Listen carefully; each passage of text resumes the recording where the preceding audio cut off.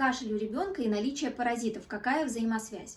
Допустим, ребенок съел клубнику, банан, петрушку или любой другой продукт, зараженный личинкой аскариды. Она попадает в желудок, прогрызает стенки желудка, попадает в печень, прогрызает печень и с лимфотоком попадает в легкие. И пока она зреет в легких, ребенок будет кашлять неделю, месяц, 2 месяца, 3 месяца, пока личинка не дозреет.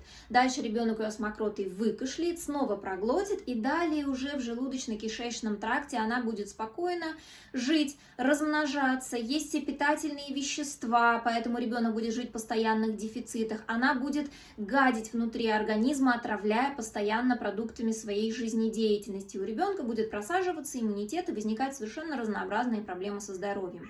Поэтому, если есть какой-то вопрос по здоровью ребенка, который вы никак не можете решить, в первую очередь исключите паразитоз.